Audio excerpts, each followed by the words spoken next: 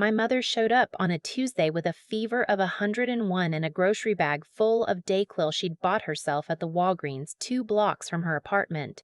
She hadn't told me how bad it was. That was so her. She'd driven 45 minutes on I-95 in November traffic, coughing into her sleeve the whole way, because I'd asked her to come help me with some paperwork for my dad's estate, and she didn't want to cancel on me. She never canceled on anyone. When she walked through the door, I took one look at her and my stomach dropped. "Mom, why didn't you tell me?" She waved me off. "I'm fine. It's just a cold." It was not just a cold. Her eyes were glassy and she was moving like everything hurt. I took the grocery bag from her and steered her toward the guest room and told her she was staying until she felt better. She protested for about 40 seconds and then sat down on the edge of the bed and didn't get up for the rest of the day. My husband was in the kitchen when I went to get her some water and ibuprofen. I told him my mom wasn't feeling well and was going to stay a few days. He looked up from his phone. "A few days," he said. Not a question, just the words, sitting there. "She's sick, babe. She drove here sick. I'm not sending her back out on the highway." He nodded slowly, the way he did when he was deciding not to say the thing he was actually thinking. "Yeah, okay, sure." I told myself that was fine. He was just surprised. He liked his routines, liked the house a certain way. I understood that. We'd been married 3 years, and I knew how he operated. He needed a little time to adjust to things he hadn't planned for. I told myself that. By Wednesday evening, I knew I'd been lying to myself. My mother was in the guest room watching Jeopardy, on her iPad with the volume low because she didn't want to bother anyone. I'd brought her soup twice and checked her temperature and called her doctor's after-hours line to make sure she didn't need to go in. She was improving, but slowly. She needed rest. My husband made dinner, pasta, which he was proud of, and set 2 plates at the table, not 3. I stood in the kitchen doorway for a second, looking at those 2 plates. Then I made a bowl of soup for my mom, brought it to her, sat with her for a few minutes, and came back to the table. He didn't say anything about the plates, but he was quiet through the whole meal. The kind of quiet that has weight to it. After dinner, I was washing dishes and he came up behind me and said, "How much longer do you think she's going to be here?" I turned the water off. I turned around. "I don't know. Until she's not sick anymore." "Right. I like having our space, our routine. She's sick. I know she's sick." He said it like I was being slow. "I just think it would be more comfortable for her to recover at home. In her own bed." I stared at him. I thought about my mother, who had driven 45 minutes with a fever, who was eating soup alone watching Jeopardy, with the volume down so she wouldn't inconvenience him. "She's staying," I said, and I went to check on her. Thursday was the worst of it. He didn't speak to my mother directly, not once, the entire day. She came out to the kitchen for tea in the morning, and he walked through without acknowledging her, just grabbed his travel mug and left for work. She looked at me after the door closed. I saw something flicker across her face, something careful and quickly tucked away. "He's just busy," I said. "Of course," she said, and she smiled at me, and I hated that smile because I knew she didn't believe me, and she was protecting me from knowing she didn't believe me, and she was protecting me from knowing she didn't believe me. That night he told me the house felt different when she was there, that he couldn't relax in his own home, that he felt like a guest. I sat on the edge of our bed and listened to him say these things, and I felt something cold settle in my chest. Not anger yet. Something more like recognition, like I was finally seeing the shape of something I'd been trying not to look at directly. My mother left on Friday. She hugged me at the door for a long time, and she whispered, "I'm okay, baby. I'm okay." And I didn't know if she was talking about being sick or about something else. I cried in the bathroom after she pulled out of the driveway. I ran the shower so he wouldn't hear me. November turned into December. I want to be honest, I should have done something sooner. I know that now. Looking back, there's a version of me that turns around on Thursday night and says something real, something true. But I didn't. I went quiet the way I'd learned to go quiet. When he got that particular tone, and I told myself it was a one-time thing, that he was stressed about work, that every marriage had rough patches. I made myself believe that. I was good at making myself believe things. He told me his mother was coming on December 19th, staying through New Year's. 13 days. I remember standing in the kitchen when he said it, holding a mug of coffee and doing the math. 13 days versus 3. I did the math and I waited for him to hear himself say it. He didn't. He just pulled up her flight information on his phone and started talking about what we needed to get from the store. His mother, I'll call her by what she was to me, which is my mother-in-law, was not a cruel woman. I want to be fair. She wasn't mean-spirited or deliberately unkind.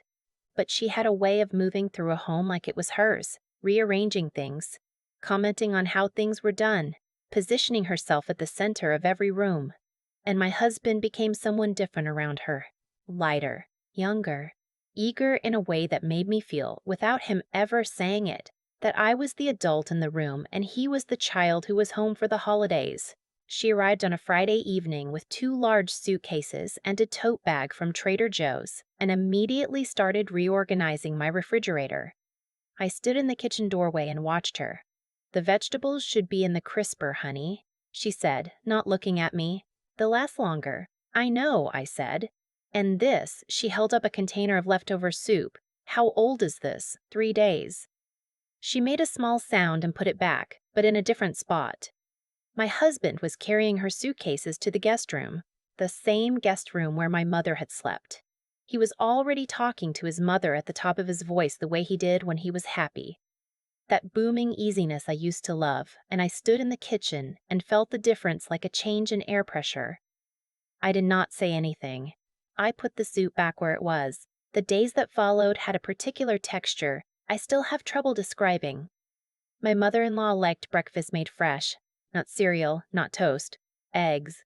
Something warm, something that required a pan. My husband had never once made breakfast in the 3 years we'd lived together. Now he looked at me each morning with this vague expectation, this assumption, and I cooked. I cooked because it was easier than what the alternative would have cost me. She commented on my housekeeping. Not directly. She was too smart for that. She'd pick up a throw pillow and adjust it with a little half-smile or run a finger along a bookshelf and examine it. She told me once, over coffee, that she thought the curtains in the living room were interesting, in a tone that meant the opposite. My husband thought everything was wonderful. He sat in his childhood happiness like a warm bath, completely sealed from whatever I might have been feeling on the other side of the room. On December 22nd, his mom suggested we have a dinner party. Just a few of their friends from back home who happened to be visiting family nearby. She gave me a list of dishes. I looked at the list. "This is for 10 people," I said. "Well, there'll be about 12, actually." She smiled. "You're such a good cook." My husband nodded, like it was settled. I went to the bathroom and sat on the closed toilet lid for a few minutes. I thought about my mother. I thought about the 2 plates at the dinner table. I thought about how he'd asked me how much longer she'd be staying, and the way he'd said it, the patience wearing thin in his voice. I thought about 13 days. I thought about 3. I went back to the kitchen and started making a grocery list. The dinner party was December 23rd. I cooked for 6 hours. My mother-in-law accepted compliments on the food with a warmth that suggested she'd had some hand in it. My husband made drinks and told stories and laughed his big open laugh, and I moved between the kitchen and the dining room clearing plates and refilling glasses. And at one point I looked up and caught my own reflection in the dark window over the sink and didn't quite recognize myself. Everyone left by 11. My mother-in-law went to bed shortly after. My husband hugged me and said, "You were amazing tonight," and kissed my temple, and I felt absolutely nothing. "Thank you," I said. "Good night." I set up another hour cleaning by myself. Christmas Eve morning, I called my mother. She answered on the second ring. I could hear the TV in her apartment, some morning news program. I could picture exactly where she was sitting, in the corner of her couch with the good light, her coffee going cold on the end table the way it always did. "How are you feeling?" she asked. "I'm okay," I said. "Liar," she said gently. I laughed despite myself. We talked for 40 minutes. She told me about her neighbor's new dog, and the book she was reading, and a funny thing that happened at her sister's potluck. She didn't ask me anything that would make me have to say out loud what I was feeling, because she already knew what I was feeling, and she knew I wasn't ready yet. When we hung up, I sat in the guest bathroom with the door locked for a little while longer. Then I made a decision. It wasn't dramatic. I want to be clear about that, because I think people expect the moment to look a certain way. The slam door, the screaming match, the single devastating line. It wasn't any of those things. I simply decided in that bathroom that I was going to spend Christmas with my mother. Not because I was running away. Not because I was making a point. Because she was my mother, and she had driven 45 minutes with a fever to help me, and she'd sat in a guest room with the volume turned down so she wouldn't inconvenience anyone, and no one had set a plate for her, and I had stood in the kitchen and said nothing. And I was not going to let Christmas be another thing I let pass in silence. I packed a bag. I didn't pack everything, just what I needed for a few days. Clothes, my charger, my journal, the good face lotion I'd been given for my birthday. My husband was in the living room with his mother when I brought the bag out. He saw it and his face went through several things very quickly. Where are you going? I'm going to spend Christmas with my mom, I said. His mother looked at the bag, and then at me, and then became very interested in her phone. It's Christmas Eve, he said. I know. My mom is here. I know. He stood up. He had that look, the careful one, the one that was almost calm, but not quite. Can we talk about this? We can talk, I said. But I'm going. He followed me toward the door and lowered his voice. This is embarrassing. My mom is sitting right there. I turned around and looked at him, really looked at him. And I thought about every time I had adjusted my volume, my presence, my needs, to avoid making him uncomfortable. Every time I had turned the shower on so he wouldn't hear something he didn't want to hear. When my mom was sick, I said, "You asked me how much longer she was going to be here. On day 2, you didn't set a plate for her. You didn't say good morning to her. You told me the house felt different with her in it." He started to say something. "Your mom has been here for 5 days. She reorganizes my kitchen." She gave me a list of dishes to cook for 12 people and called it a suggestion. And you have been, I looked for the right word, happy. You've been so happy. And I am glad you have that with her. I genuinely am. But my mother is 40 minutes away, and it is Christmas, and I am going to her. He was quiet for a long moment. So that's it? You're just leaving? I'm going to my mother's for Christmas, I said. I'll be back on the 27th. Your mom is here. You'll be fine. I opened the door. You're being unfair, he said. I thought about that for 1 second. Yeah, I said. Maybe. And I left. My mother opened her apartment door in her pajamas and stocking feet and looked at my bag and then at my face and pulled me into a hug without saying a word. We ordered Thai food because neither of us felt like cooking. We watched 2 Christmas movies, the same ones we'd watched every year since I was a kid. She fell asleep before the second one ended. Her head tipped back against the couch cushion, and I sat next to her in the blue glow of the TV and felt something inside me go quiet and warm in a way it hadn't in months. I texted my husband from the bathroom before I went to sleep. "Merry Christmas Eve. I hope you and your mom have a good night. I'll call tomorrow." He didn't respond until morning.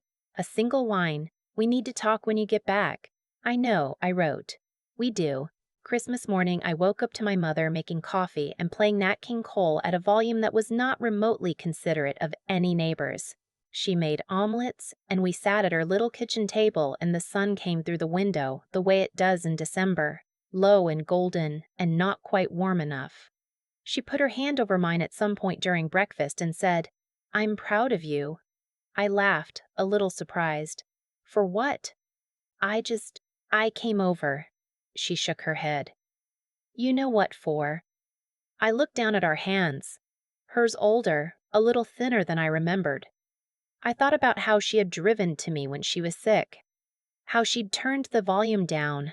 How she'd smiled that careful smile and said, of course, when I made an excuse for him, "I should have done it sooner," I said. "Yes," she said. "But you're here now." I went home on December 27th, as I'd said I would. My mother-in-law was in the kitchen, still. She left December 30th. Those last few days were strange. quiet in a different way than before, a quiet that had to be navigated. My husband and I moved around each other carefully. We did talk. It took a few sessions. We eventually saw a counselor, a woman I found through my insurance's provider directory, an office off Route 9 with good lighting and a noisy heater. In those sessions, I learned some words for things I hadn't had words for before. Double standard. Emotional minimization. I'm not going to put a label on my husband because labels are reductive and marriage is complicated, and I think he was genuinely unaware of what he was doing.